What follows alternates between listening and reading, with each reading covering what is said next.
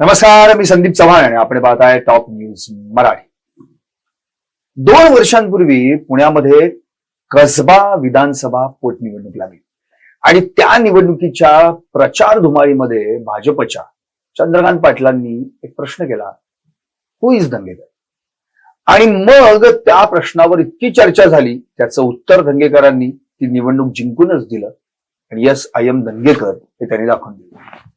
पण आता मात्र 2 वर्षांनी केवळ चंद्रकांत पाटलांनाच नव्हे तर संपूर्ण पुणेकरांना प्रश्न पडलाय की वेअर इज दंगेकर. कारण की आता दंगेकर गेले काही महिने कुठे दिसतच नाहीयेत. आता अर्थात टॉप न्यूज मराठीमध्ये ते आज इंटरव्ह्यूसाठी माझ्यासोबत आहेत, इथे दिसत आहेत, पण ते नेमके कोणत्या पक्षात आहेत, तो पक्ष कुठला आहे, तो इनव्हिजिबल आहे का, ते नेमक्या कोणत्या पक्षात दिसणार आहेत, या सगळ्याच प्रश्नाची उत्तर जाणून घेण्यासाठी अर्थातच माझ्यासोबत आहेत रवींद्र दंगेकर. दंगेकर साहेब, आपल्या टॉप न्यूज मराठीमध्ये हार्दिक स्वागत. मला पहिलाच प्रश्न एक असा आहे की तुमचं कुठल्याही पक्षात कधीच जास्त मन रमत नाही असं मला वाटतं. ना, असं काय नाही. मी काँग्रेसमध्ये आहे, काँग्रेसमध्ये राहणार आहे. आणि ज्यावेळेला मी जे काय मला वाटतं तर मी कधी लपून गेलो नाही, लपून आलो नाही. मान्य आहे. सगळं जेव्हा तुम्ही शिवसेनेत होतात ना, शिवसेनेत, तेव्हा सुद्धा तुम्ही असंच म्हणायचं, मी शिवसेनेत आहे, शिवसेनेतच राहणार आहे. मनसेत गेला, मनसेत गेल्यानंतर पण हेच वाक्य, मी मनसेत आहे, मनसेतच राहणार आहे. काँग्रेसमध्ये गेला, आता काँग्रेसमध्येच आहे, काँग्रेसमध्ये राहणार आहे. समजायचं पुढचा प्रश्न त्याचं उत्तर आहे जसं आता तुम्ही दिलं की लपून नाही राहणार आहे, मी जाणारच आहे. याचा अर्थ प्रश्न आहे की तुमचं पक्षातच मन रमत नाही का, पक्ष धार्जिनच नाही तुम्हाला? नाही, असं काय नाही. काँग्रेस पक्ष खरंच चांगला आहे, विचार चांगले, त्याची लोकांवर विश्वासार्हता आहे, पक्ष चांगला.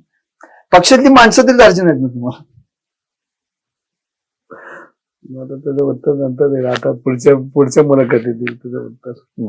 बर. आता मध्ये एक तुमचा छानसा फोटो सगळ्यांनी पाहिला, सगळ्यांनाही आवडला. अर्थात तुम्ही कुठल्या पक्षात याच्यात महत्व नाही, तुम्ही नेहमी सांगता मानवता हा माझा धर्म आहे आणि जन्माने हिंदू आहे, त्यामुळे मी प्रभू श्रीरामांचे पण कार्यक्रम घेतले, बरेच कार्यक्रम तुम्ही घेतले, हे मान्य. पण तुम्ही आहात काँग्रेसमध्ये, डोक्यावर भगवी टोपी, तुम्ही आहात काँग्रेसमध्ये, गळ्यात भगवी शॉल, त्यामुळे लोकांना कॉन्ट्रोवर्सी वाटते की नेमकं रवींद्र दंगेकर नेमके म्हणजे हातात म्हणजे काँग्रेसचा कमचा असला पाहिजे आणि इथं वेगळंच काहीतरी दिसतंय. तर ही जी चर्चा सुरू झाली ना, या चर्चेला पूर्णविराम सुद्धा तुम्हालाच द्यायचा आहे. नाही, विषय परत एकदा सांगतो की भगवी भगवी टोपी हे आपलं भगवत धर्माची पताक आहे. भगवत धर्माची पताक आहे आणि ते आपल्या हिंदूंची आहे, त्यात काही गरज नाही. आणि ती घालणं वेगळं, ती रोज घातली पाहिजे. कारण आपण छत्रपतींनी. पण मग याच्या आधी तुम्हाला नाही असं वाटलं? घालतो नाही, असा फोटो टाकणं, स्टेटस ठेवणं, तुम्ही पुन्हा हे नाव ऐकण्याची तयारी ठेवा. तुम्ही काय बघा, मी प्रचारात भगवी टोपी माझ्या बऱ्याच वेळ होते, असं काय नाही. आणि भगवी टोपी घातली म्हणजे काय, मी काय लगेच काय माझे असं काय नाही. मी मानवतावादी आणि मी सर्व जाती धर्माच्या कार्यकर्त्यांना, परिवारांना घेऊन जाणारा कार्यकर्ता आहे. माझा धर्म मी असं शिकवलं का, माझ्या कुठल्या धर्मात लिहिलंय का, कुठल्या गाथेत लिहिलंय का, कुठल्या धर्मग्रंथात लिहिलंय का, समोरच्याचा द्वेष करा, समोरच्यावर अन्याय करा, समोरच्याला मारा. माझा धर्म शिकवतो, समोरचा चुकला असेल तर त्याला लाईनीत आणा, आपल्या बरोबर घ्या. आणि त्यामुळे मी कधी मानवतावादी, मी कधी माझा धर्माचा, तर मला तुम्ही म्हणतात मला अभिमान आहे, पण माझा धर्म हे कधी शिकवतो आणि मला समोरच्याचा आदर करणं हे माझं कर्तव्य. कारण मी समोरचा येणारा प्रत्येक माणूस हा मला परमेश्वराच्या समान आहे. तो कुठल्या रूपात आला हे मला माहित नाही, पण त्याची सेवा करायला आपल्याला आनंदच आहे. मला असं म्हणायचंय की तुम्ही जेव्हा ती भगवी टोपी परिधान केली किंवा भगवी शॉल गळ्यात घातली ना, तर लोकांना ह्या तुमच्या या विषयाबद्दलची काही चर्चा झालेलीच नाहीये. सगळ्याच लोकांना माहिती आहे दंगेकर कधीही जात मानत नाही, दंगेकर भेदाभेद करत नाही, दंगेकर प्रत्येक जाती धर्माला आपला धर्म मानतात, ते ऑलरेडीच लोकांना माहिती आहे. पण हे टाकून चर्चा लोकांमध्ये वेगळी आहे. जे तुम्ही म्हणता ती चर्चा नाहीये. चर्चा ही आहे, थेट बोलतो मी, की दंगेकर आता कदाचित धनुष्यबाणाकडे वळतायत, हात काँग्रेसच्या हातातला हात सोडून त्या हातात धनुष्यबाण घेण्याची तयारी. मी मागच्या 2-3 महिने निवडणूक आल्यानंतर मी माझी स्वतःची कामं म्हणजे काय आणि नागरिकांची काय कामं होती ती आता संविधानिक पदे उपमुख्यमंत्री राजेदादा आहेत, एकनाथजी शिंदे आहेत आणि मग ती कामं घेऊन जावी लागतात. माझी थोडी वैयक्तिक काय कामं होती, मी घेऊन गेलो त्यांच्याकडे, भेट बसलो, माझी कामाचं स्वरूप सांगितलं, त्यांनी ऐकलं, मदत करणं असं आश्वासन दिलं. पण आश्वासन दिल्यानंतर ती चर्चा झाली, पण मी काही लपून गेलो नाही, ओपन गेलो, कॅमेऱ्यातून आलो, कॅमेऱ्यात दिसलो म्हणजे काय मी काय पदर घेऊन गेलो नाही का किंवा बोरका घालून गेला. अगदी बरोबर. नंतर पक्षात प्रवेश केल्यानंतर एकनाथ शिंदेकडून गळ्यामध्ये पुन्हा एकदा ते भगवी शॉल असेल तेव्हाही कॅमेरा समोर असणार आहे ना, ते काय थोडीच लपून असणार. नाही, विषय असा होता की एकूण शिवजयंतीची मिरवणूक होती. मी लाल महालमध्ये गेलो. लाल महालमध्ये त्या ड्रेसमध्ये गेला तर तुम्ही जिजामातेचं दर्शन घेतलं. छत्रपती मापला टाकलं. मग मी घालतो. मला अभिमानच आहे माझा. तुम्ही एवढे म्हणलं की फोटो छान निघाला, बाकी काय. हा, फोटो सांगतो. आणि एकदम असं जुन्या मधल्या काळात माझं ऑपरेशन झालं, तेव्हा चेहरा बिरा थोडा आकसलेला होता आणि त्यामुळे एकदम जरा फ्रेश वाटलं. मला वाटलं की हा वाद फोटो चांगला टाकायला काय हरकत नाही. नक्कीच. आणि राष्ट्रवादीच्या रुपयातांनी देखील तुमच्यावर फोटो काढला, त्यात काय सांगणार की नाही, विषय तो नाही. फोटो काढणं आणि मला आवडलं आणि कुठला फोटो टाकायचा हा त्याचा काय एवढा मी देता नाही गेलो. एक्झॅक्टली. मला हेच म्हणायचं टाकला गेलं की त्याच्यावर तुमच्यासारखे मुत्सद्दी नेते ना फोटो तेव्हाच टाकतात की जेव्हा चर्चा व्हायला पाहिजे. आणि तुमचा आजही फोटो फेसबुकला तुमचा प्रोफाईल फोटो आहे. तुम्ही आत्ता उघडा, मी तुम्हाला दाखवतो. मग तो फोटो ठेवणे आणि बरं मागे हात आहे परत. म्हणजे नेमकं काय म्हणजे सुचवायचंय काय? डोक्यावर टोपी, गळ्यात भगू उपरणं आणि मागं हात. मी एक काहीतरी क्लिअर करायला पाहिजे की आपण आता एक प्रश्न आणखी एक महत्वाचा. मुळात दंगेकर काय आहेत हे पुणेकरांना सांगायची गरज नाही. दंगेकर जिथे एकटे उभे राहतात त्याला मागं नुसती लाईन लागते माणसांची. आम्ही प्रत्यक्षात बघितलं, अनुभवले, निवडणुका पाहिल्या त्यांना. आज असं काय होतं की दंगेकर एकटे पडले असं वाटतं?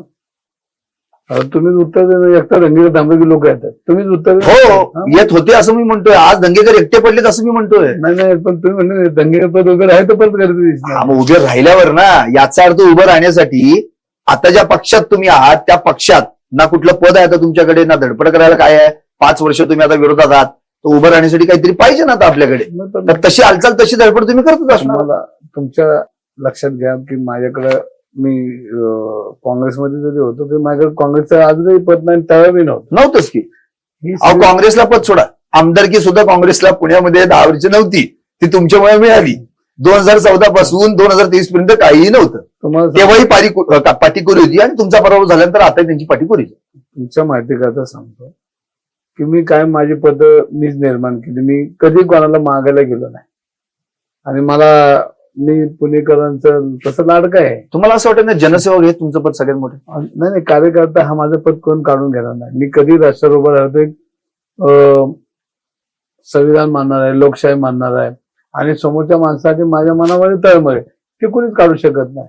मी तुम्हाला सांगू काय, उद्यापासून मी रस्त्यावर आहेच आणि आता चालू झालंय आणि मी लोकांशी बोलतोय, चर्चा करतोय की आपण एवढं काम करताना आपण का कमी पडलो, कशामुळे कमी पडलो, लोकांना का अडचणी होत्या आणि मग मीच कमी पडलोय का, मग मला लोकांनी का नाकारलं, हे सगळ्या गोष्टी आहेतच.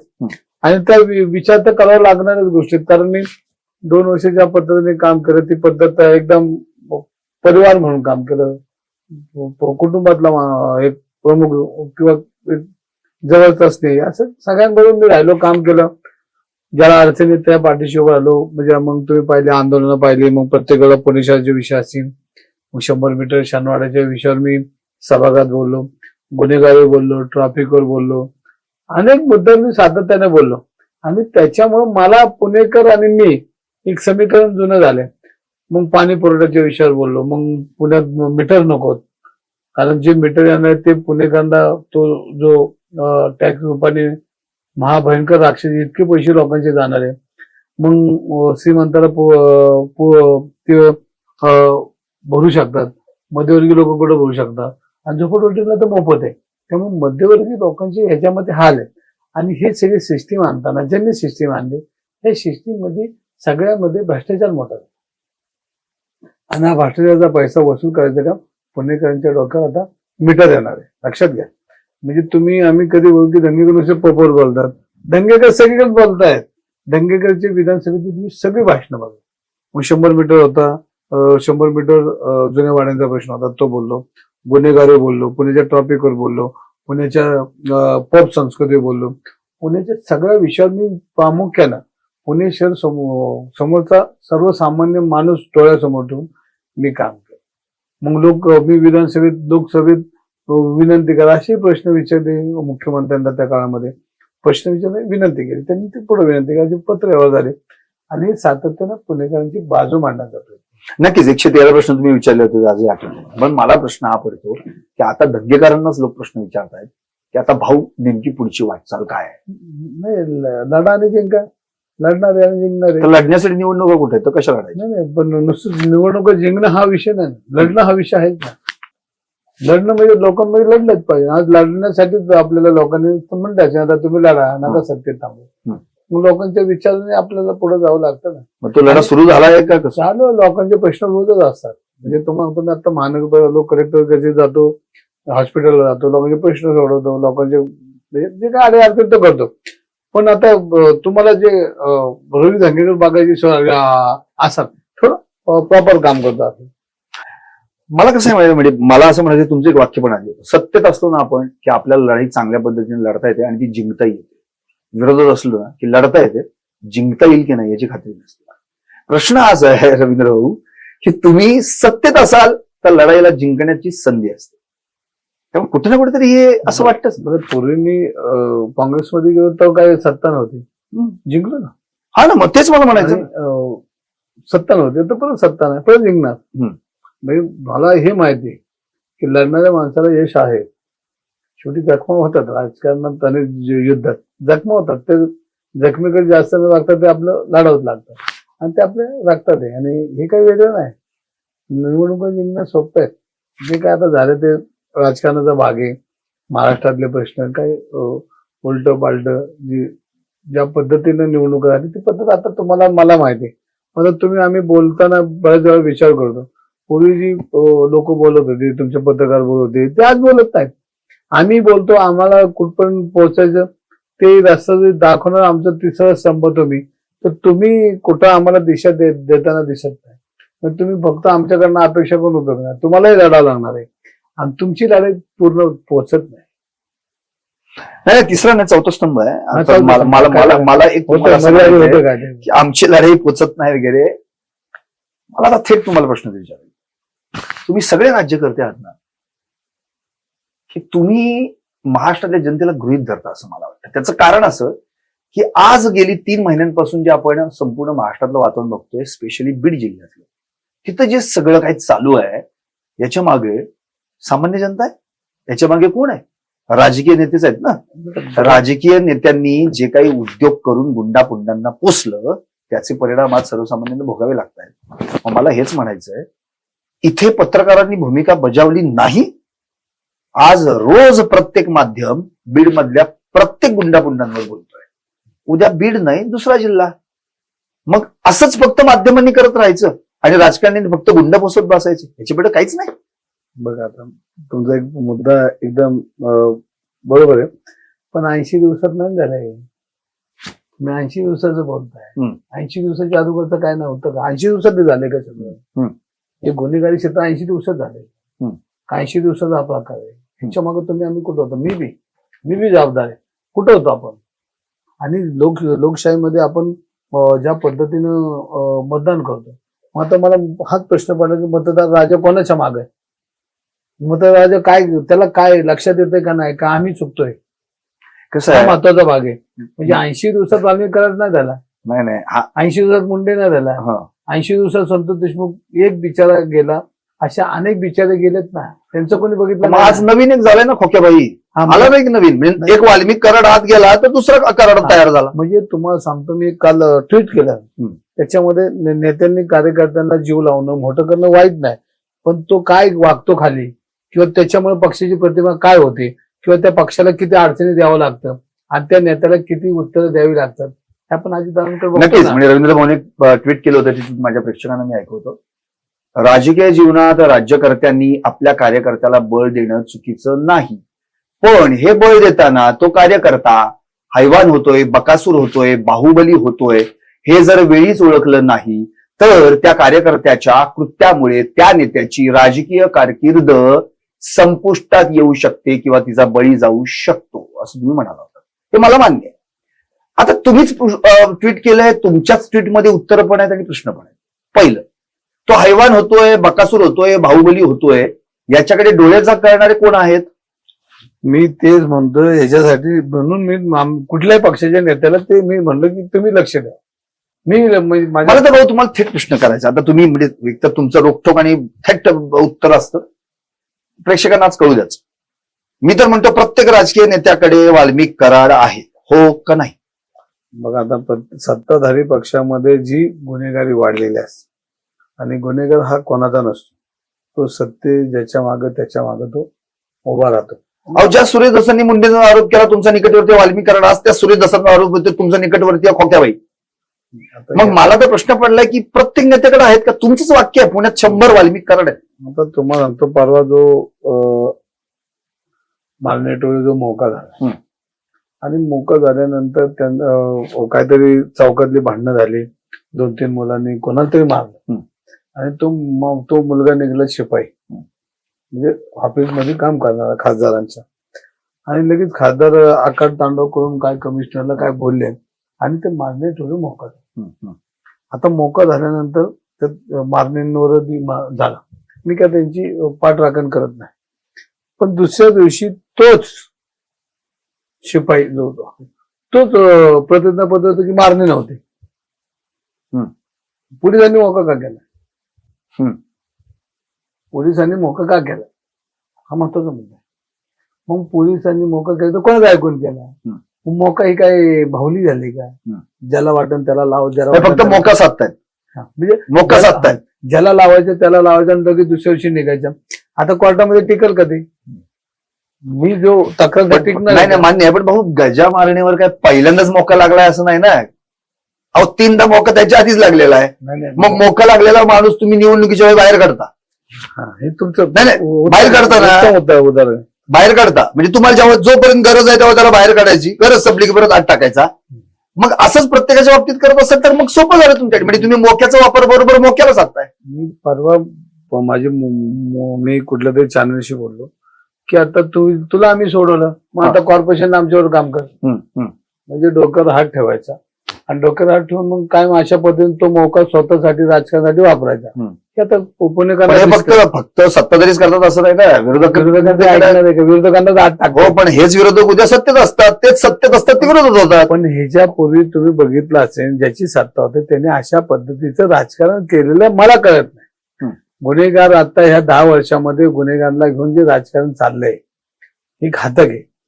म्हणजे तुम्हाला सांगू का, गुन्हेगार हा कोणाचा नसतो, गुन्हेगारला जात नसते, गुन्हेगारला काय नसतं, गुन्हेगारांना धर्म नसतो, गुन्हेगार गुन्हेगार असतो, आणि गुन्हेगार कधी कोणावर उलटू शकतो. तुमच्या ते ट्विट मला आवडलं, पण त्यातलं एक कॉन्ट्रोवर्शियल मी भाग सांगतो की जर त्या कार्यकर्त्याच्या कृत्यामुळे त्यांनी जर काही चुकीचं केलं तर त्या नेत्याचा राजकीय कारकिर्दीचा बळी जाऊ शकतो. पण उलट पण होऊ शकतं ना, त्या नेत्याने कार्यकर्त्यालाच बळीचा बकरा बनवून आपल्याला पाहिजे त्याकडनं साधून घेतलं तर त्या कार्यकर्त्याच पण बळी जातो. बघा, आम्ही लहान होतो ना ज्यावेळेला, आणि निवडणुकीचा काळ, त्यांनी आता 1 दिवसात यायचं, निवडून जायचं, पण भेटायचं ना, तर लोक म्हणजे राजकीय नेते नाले लापाडे आणि हे निवडून येतात. आता उलट झालंय, लोकच कळत नाही नेत्यांना काय करतात. पूर्वी नेते भाजूचे, आता लोक नेत्यांना भाजवतात, अशी परिस्थिती राजकारण. म्हणजे हे जे गुन्हेगार आहेत ना, ही यंत्रणा ना, ही बरोबर हायजॅक करतात. आपण पोचलेत कोणी? हे सर्वसामान्य जनतेने नाही ना पोचले. संतोष देशमुख आमच्यासारख्यांचा होतो, राजकीय लोकांचं होत नाही. पण हे सगळे सत्ताधारी लोक आहेत. मग मी सगळं म्हणलो ना, मी ट्विटर द्यायला की सगळ्या नेत्यांनी हे थांबवलं. मग माझा तो प्रश्न आहे, त्या प्रश्नाचं उत्तर मला अजून मिळत नाही. प्रत्येक नेत्याकडे वाल्मिक कराड आहेत का? आता आपण तो उद्यापासून शोधू. मी तुम्हाला सगळी यादी देतो. सर, मग मी आता तुमच्यापासून शोधतो, तुमच्याकडे नाही ना कुठला वाल्मिक कराड वगैरे? नाही, माईक वाल्मिक कराड, मी स्वतः सामाजिक कार्यकर्ता आहे, आणि मी माझ्या राजकारणाच्या जीवनामध्ये कुठल्याही गुन्हेगाराला कधी नमस्कार घातला नाही, आणि माझ्या प्रचारात कधी तुम्हाला गुन्हेगार दिसला. हो, पण विरोधक तर आरोप करतात की तुम्ही तर गुन्हेगार वापरूनच निवडणुका लागली. नाही, त्यातलं मग एक दाखवलं पाहिजे ना, एक दाखवलं पाहिजे ना. हो, पण जेव्हा एक दाखवताना एक बोट दुसऱ्याकडे करताना 4 बोट आपल्याकडे पण असतात. तर मग गुन्हेगारी मी सत्तेत कधीच नव्हतोच. माझ्या 35 वर्षाच्या राजकारणात मी सत्तेत कधीच नाही. सत्ता फक्त आमदारकी आणि खासदारकी नसते, महापालिकेची पण असते. पण महानगरपालिकेत मी सत्ता नव्हती. बरं, आणखी एक चर्चा अशी मस्त झाली होती, ती मला खूप आवडली, की धंगेकर कायम एकटे लढणारे आहेत आणि ते कोणाला घाबरत आहेत, पक्ष असो नसो आतापर्यंत लढलेले आहेत. मग असं मध्येच काय झालं, काँग्रेसमध्ये आहेत तरी कौटुंबिक कार्यक्रमामध्ये उदय सामंत येतात जे सत्ताधारी पक्षाचे आहेत आणि तुमच्या मुलाचा बर्थडे देखील ते साजरा करतात, विश करतात, हॅपी बर्थडे प्रणव वगैरे म्हणतात. अर्थात चर्चा तर होणारच आहे धंगेकर साहेब. आणि मग तुम्ही म्हणता की उदय सामंत माझे मित्र आहेत वगैरे. अरे मित्र तर आधीपासूनच आहेत की तुमचे, ते कुठे? तुमचे तर सगळ्याच पक्षातल्या प्रत्येक पक्षाशी तुमचे चांगले संबंध आहेत. बघा तुम्हाला सांगतो, उदय सामंत मित्र आहेत, ते काय आम्ही सभागृहात एकत्र होतो त्यापूर्वी आमचे मित्र. आणि कोणी एखादा मित्र भेटला आणि तो म्हणला तुम्ही उद्या, मी तुमच्याकडे आलो आणि तुमचा माझा वाढदिवस करू, मी आजही जातो. तुम्ही आता तुमच्या गोष्टी बसता बसता 4 लोकांना SMS केले की वाढदिवसाची शुभेच्छा. ही आपली परंपरा, आपण एक मैत्री कुटुंबिक नाते जपत असतो. आणि ते सगळ्यात पक्ष, मी भाजपमध्ये माझे मित्र आहेत ना असे ना आहेत, पण आम्ही कुटुंबिक नाती, शिवसेना असेल, राष्ट्रवादी असेल, बाकीचे पक्ष, आम्ही एकमेकाला भेटतो. मी अजितदादांना आजही भेटतो, जरी मी त्यांचे ते आम्ही एकत्र पण भेटतो ना. शेवटी परिवार म्हणून काम करायचं, एक काय आपली जुनी स्नेह असतात ते भेटतो. नाही कसं आहे, तुम्हाला सगळ्यांनाच राजकीय नेत्यांना दरवाजे खुले ठेवावेच लागतात, बंद करून चालत. मैत्रीचे ते दरवाजे खुले ठेवावेच लागतात. आणि कधी कुठल्या दरवाज्यातनं आत जावं लागेल आणि मित्राच्या नात्याने त्याला साथ द्यावी लागेल, हाक मारावी लागेल, हे काहीच सांगता येत नाही. प्रश्न हा नाहीच आहे. प्रश्न हाच आहे की आता पुण्यामध्ये ट्रॅफिकची समस्या आहे, पाण्याची समस्या आहे, जे तुम्हीच प्रश्न उचललेले आहेत, गुन्हेगारीची समस्या आहे. इतकंच नव्हे, सगळ्यात मोठं म्हणजे रस्त्यांची समस्या तर पाचवीला पुजली आमच्या पुणेकरांच्या. या प्रश्नांना वाचा फोडण्यासाठी कुठे ना कुठेतरी तुम्ही विधान परिषदेत तरी पाहिजे किंवा विधानसभेत तरी पाहिजे. त्यासाठी तुम्ही सत्तेत पाहिजे, आणि सत्तेत पाहिजे म्हणजे कुठल्या तरी सत्तेच्या एखाद्या पक्षात पाहिजे. तर तशी काही धावपळ, तशी काही धडपड आता सध्या कार्यकर्त्यांसोबत चालू आहे का मीटिंग वगैरे? असं काय नाहीये. कोण मी एवढं वाटतं, एवढा मोठा नाहीये, मी एक छोटा कार्यकर्ता आहे. आणि अशी काही कुठं विधान परिषद, विधानसभा अशी काही चर्चा नाही. मला हे माहिती की मला जर पुढे आमदार व्हायचं तर मला लढावं लागणार, आणि ती तयारी माझी बंद नाही. 5 वर्ष थांबायचं काँग्रेसमध्ये नाही, मला लढावं लागणार ना. म्हणजे काँग्रेसमध्ये असं तरी लढावं लागणार आहे, काँग्रेसमध्येच लागणार आहे. म्हणजे अजून गॅरंटी तुम्हाला की 5 वर्षांनी तुम्हाला काँग्रेस आमदारकी देणार, ठीक आहे ना. किती विश्वास आहे तुमचा काँग्रेसवर आणि काँग्रेसच्या सगळ्या माणसांवर? म्हणजे तुम्हाला पक्ष धार्जिन आहे नाही असं मी विचारलं तर तो आहे असा तर समजेल, माणसंही धार्जिन असंही समजेल. शेवटी बघा, कोण फुलं टाकतं का राजकारण? ज्याला त्याला स्पर्धा आहे, जिथे एखाद्याच्या डोक्यात ढोंग ठरतो. जर एखादा सगळं राजकारणामध्ये सगळं आणि सगळीकडे येतात, फक्त काही गोष्टी माहिती असूनही बोलता येत नाही, आणि ते बोलायचे वेळ नसतात. शेवटी समोरच्याला सावध करायचं नसतं. त्यांनी जे पेरले त्याच्यावर, आपण जे पेरलं त्यावर त्यांनी फवारणी केली, आपलं पीक नसते नाबूद केलं. जर ते जर पेरतील तर आपल्याला कुठलं औषध वापरायचं ते सांगायचं नसतं. त्यांनी आपल्याला नाही सांगितलं, आपण ते नाही सांगितलं. बरोबर आहे, ते औषध सांगायचं, ते फार महत्वाचं, बाटलीबंद औषध आहे. आता आणखी अगदी शेवटाकडे येतो, तो फार महत्वाचा मुद्दा आहे. म्हणजे भले अलीकडे म्हणजे दंगेकरांविषयी चर्चा कमी आहे पुण्यामध्ये किंवा प्रसारमाध्यमांमध्ये चर्चा कमी आहे, पण दंगेकर ही व्यक्ती अशी आहे जी चर्चेत नसली तरी चर्चेत असते. कसं? उदाहरण देतो, दंगेकरांनी जेव्हा निवडणूक लढवायचं ठरवलं त्यावेळी हु इज दंगेकर प्रश्न विचारणाऱ्या चंद्रकांत पाटलांना त्यांनी दाखवून दिलं आणि उत्तर पण दिलं, यस आय एम. आता प्रश्न हा उरतो की दंगेकरांना केवळ सत्तेतच रस आहे का? तर नाही, हे दिसून आलं. कारण आजही तुम्ही पुण्यातल्या बारीक सारीक गोष्टींवर आंदोलनं करता, बारीक सारीक गोष्टींच्या कुठे अन्याय होत असेल तर त्या अन्यायाच्या विरोधात आवाज उठवता. उदाहरणार्थ, तुम्ही पुरुष प्रकरण घडलं तेव्हाही तुम्ही आवाज उठवला होता. अगदी आता स्वारगेट लेटेस्ट प्रकरण, आपण त्याकडे येऊ. पुण्यामध्ये स्वारगेट सारख्या ठिकाणी अत्यंत गजबजलेल्या वर्दळीच्या परिसरात अशा घटना, ते पण एखाद्या बसमध्ये घडत असतील तर याची जबाबदारी घ्यायची कुणी? आज त्याच पक्षातल्या, ज्या पक्षाकडे तुमचा कल आहे असं चर्चा चालू आहे, नेते येऊन म्हणतात त्याच पक्षातले काय की नाही, ते आरडाओरडा केला नाही किंवा आजूबाजूला लोक त्यामुळे आली नाही, कुठं स्ट्रगल झालं नाही वगैरे, ते कितपत योग्य आहे? आता काय माहिती की ही जी आपली चर्चा आहे, आपण एकदा मी तुमच्या समोर बोलतो, पण या चर्चेचा सारासार विचार केला ना तर अनेक कंगोर आहेत ह्या विषयाला. म्हणजे मी म्हणणार नाही त्या विषयामध्ये चूक कोणाची, काय नाही चूक. चूक त्या मुलाची नक्की 100% चूक. पण आपल्याकडं आता असणारं जे सगळं आहे यंत्रणा, ह्या यंत्रणेचा वापर सगळ्यांनी केला पण आता आपण संगणक युग आहे, मोबाईल आहे, फोन आहे, सगळ्या गोष्टी आहेत. सपाट सगळ्यांनी आपली सुरक्षा राखणं कर. ते आमची मुली सारखे भगिनी आमची, पण तिने ती सगळी यंत्रणा वापरली असते तर वापरल्या पाहिजे होती. मग ती कशी वापरेल प्रतिकार? तिला जो काय प्रतिकार करायचा आहे त्यावेळी जर तो गळा दाबत असेल तिचा किंवा तिला जीव मारण्याची धमकी दिली असेल तर तो प्रतिकार कसा करणार ती? आणि त्या प्रसंगात ती मुलगी प्रतिकार करतीये का नाही हे आपल्याला कसं कळणार? नाही, आपण तिथं होतो तिथं. तिथं आता सक्षम झालं पाहिजे असं माझं मत आहे, पण ती चूक आहे त्या मुलाने ज्या पद्धतीने. आणि मी परत एकदा सांगतो, मी पहिल्या दिवशी म्हणलं की ही काय स्वारगेटला नवीन नाही. एक तर तो आता परवाचा प्रकार हा नवीन नाहीये. मग नवीन नाही म्हणजे मग आपण झोपा काढल्या याचा अर्थ याच्या- म्हणजे नवीन नाही म्हणजे आपल्याला माहित होतं आधी की असं चालतंय. मग आपण प्रत्येक वेळा आम्ही जे बोंबवतो ना त्याच्यावर दुर्लक्ष होतं. तुम्हाला सांगतो, स्वारगेट परिसर असेल, पुण्यामध्ये गुन्हेगारी असेल, आणि स्वारगेटला तुम्हाला काय, तुम्ही माहिती घ्या, स्वारगेटमध्ये आज नवीन चालू नाहीये, वर्ष अशी लोक आहेत तिकडे. रवींद्र भाऊ, आज त्या स्वारगेटमध्ये गेले अनेक दिवस बघतोय आम्ही, काळा कुट्टा अंधार होता.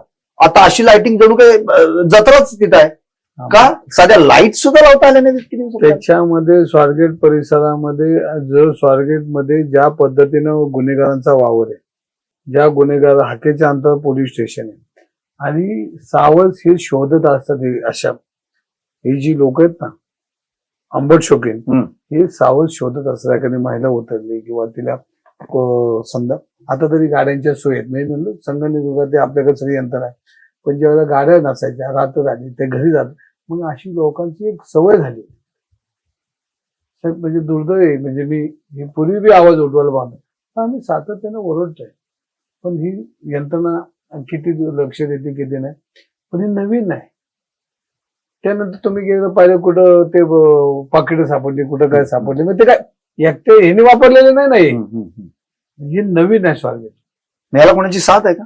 नाही, हे सरळ चाललंय. आणि वेळ जात पोलीस यंत्रणा कमी, सगळ्यात पोलीस यंत्रणा आधुनिक सुविधा कमी, पोलीस मनुष्यबळ कमी. म्हणजे आपण पोलिसांना नुसतं दोष देऊ नको. मग हे सुधारण्याचं काम कोणाचं आहे? आता हे आमचं सरकार काय, आमचं सरकार नाहीच केलं. ते एक तर पोलीस किंवा 100 पोलीस आहेत आणि लाखो लोक आहेत, ते यंत्रणा नाही पोहोच. आता तुम्हाला लोक मनुष्यबळ वाढायला लागेल, त्यांना आधुनिक सुविधा दिल्या पाहिजे. आज तुम्ही बघितलं असेल की गुन्हेगारांकडे पोलिसांपेक्षा जास्त यंत्रणा. तर ह्याच्यात डेव्हलपमेंट झाली पाहिजे ना. आम्ही वर्षानुवर्ष पोलिसांना, म्हणजे मी पोलिसांची बाजू कधीच घेत नाही, पण मनुष्यबळ पाहिजे. आपण नुसतं झोपाट्या टाकून होतो, त्यांची बाजू समजून घेतली पाहिजे. जे पुण्याची लोकसंख्या वाढतो, पुणे शहर आहे, त्याच्यामध्ये क्राईम वाढलंय, पुणे शहरामध्ये पैसा आलाय, ह्या क्राईम मधनं प्रचंड पैसा मिळतो. मग प्रचंड पैशामधनं लोकांची गुन्हेगारी वाढली, दादागिरी वाढली, पोलिसांवर प्रेशर वाढलं. आम्ही गुन्हेगारांना घेऊन फिरतो, आम्ही नेते लोक, पोलीस हात घालायला तयार नाहीत. अशी परिस्थिती ना साहेब, खरं आहे. अशी परिस्थिती नाही ना. म्हणजे ह्याची जबाबदारी एकट्या पोलिसांची नाही.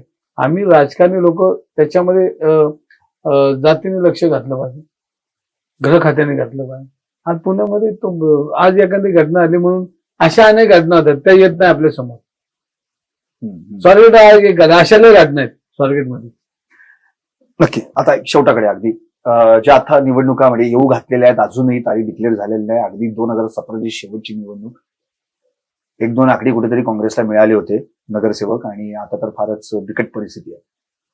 तर त्या महापालिकेच्या निवडणुका लागल्या समजा काही अगदी पावसाळ्यानंतर अशी चर्चा जी आहे, तर त्यावेळी या निवडणुका रवींद्र धंगेकर यांच्या नेतृत्वाखाली लढवल्या जातील का असं वाटतं? त्यामुळे पक्षातला एकदम शेवटचा तळातला काम आमदार होतात तुम्ही, तरी मी मला स्वतःला माझ्या नेतृत्वाखाली म्हणू शकत नाही. एकदम शेवटचा तळातला कार्यक्रम. त्यामुळे मला हे माहिती की आपण लोकांसाठी रस्त्यावर उतरायचे, लोकांसाठी काम करायचे. का त्या निवडणुका लागायच्या आधीच रवींद्र धंगेकर दुसऱ्या पक्षात दिसतील आम्हाला? म्हणजे बोमला जे आहे ना, ते काँग्रेसच्या, ज्या काँग्रेसनं त्यांना आमदार केलं तीच व्यक्ती त्या काँग्रेसमध्ये नसणार आणि दुसऱ्या पक्षात लढणार, असं तर काय ना चित्र? असं होणार नाही. म्हणजे किमान महापालिकेच्या निवडणुकीपर्यंत तरी काँग्रेसमध्ये आहात असं म्हणायला. बघा, तुम्हाला मी सांगतो, काँग्रेस विचार आहे, काँग्रेसकडं देशाचं नेतृत्व केलेलं आहे, स्वतंत्र मोठा त्यांचा योगदान आहे. आणि अशा काँग्रेसला रवी धंगेकर सारखे अनेक कार्यकर्ते पडलेत. फक्त आता सिस्टीमचा भाग आहे, तो सिस्टीम कशी रन होते किंवा आज एवढं सगळं चालवायचंय. प्रचंड मोठ्या प्रमाणात काँग्रेसने काम केलं पुण्याच्या डेव्हलपमेंटसाठी. आपण बघितलं असेल वर्षानुवर्ष काँग्रेसची सत्ता होती आणि ह्याच्यामध्ये काम केलं आणि पुण्याची डेव्हलपमेंट करताना काँग्रेसचं योगदान मोठं. पण मधल्या काळात आपण पाहिलं आता काय निवडणुका कशा होतात, काय होतं, पोलीस यंत्रणा काय करते, प्रशासन काय करतं, निवडणूक यंत्रणा काय करते आणि सगळं ह्याच्यामध्ये संशयाचं वातावरण ह्या सगळ्या निवडणुकीच्या बाजूला आहे. त्याच्यामुळे लोकांना आता लोकशाहीवर विश्वास राहतो का ना अशी परिस्थिती आणि त्यामुळं ज्या निवडणुका हायजॅक केल्या जातात मग त्या आर्थिक असेल, गुन्हेगारीतला असेल, सिस्टीमचा भाग असेल, तर ह्याच्यामध्ये आता लोकांना काय म्हणजे जो खरा मतदार आहे त्याला तो संशय करून मी याला मत दिला हा कसा नाही निवडून आला. मी अशी भेटणारी लोक माझा विश्वास नाही या सिस्टीम ह्याच्यात हॅक केलं आमचं केलं. पण आता शेवटी लोकशाहीमध्ये आता बोलायचं सगळ्यांचा अधिकार आहे आणि मग लोक बोलतात. पण आता ते खरं किती खोटं किती तर परमेश्वर. एकंदरीत तुर्तास मी काँग्रेसमध्येच आहे. स्थानिक स्वराज्य संस्था म्हणजे महापालिकेच्या निवडणुका लागल्या तरी देखील मी काँग्रेसमध्येच असणार आहे. एक कार्यकर्ता म्हणूनच काँग्रेसचा मी राहणार आहे आणि आमदारकीसाठी लढणार, अर्थात लढत राहणं हा माझा स्वभाव आहे असं थेट आता आपल्याला दंगेकरांनी सांगितलं. त्यामुळं आपल्याला जे काही असं वाटतं की दंगेकर सध्या तळ्यात मळ्यात आहेत का, तर ते तळ्यात मळ्यात कधीच नसतात. ते जनतेला काही मुचकळ्यात टाकत असतात. त्यांचे निर्णय, त्यांची उत्तरं आणि त्यांचा जो काही मूळ स्वभाव आहे ते अर्थातच आपल्याला थोड्या दिवसात कळेल. पण एवढं नक्की दंगेकर साहेब तुम्ही आमच्या टॉप न्यूज मराठीमध्ये आलात आणि थेट त्या प्रश्नांना रोखठोक उत्तरं दिलीत याबद्दल तुमचे खूप खूप धन्यवाद. एकंदरीत रवींद्र दंगेकर कुठं आहेत म्हणजे वेअर इज रवींद्र दंगेकर, तर सध्या तरी ते आता माझ्यासोबत आहेत टॉप न्यूज मराठीच्या या ऑफिसमध्ये, स्टुडिओमध्ये. कदाचित काही दिवसांनी रवींद्र दंगेकर कुठे असतील याचं उत्तर पुणेकरांनाही मिळेल असं मला वाटतं. पाहत राहा टॉप न्यूज मराठी, आपला महाराष्ट्र आपला.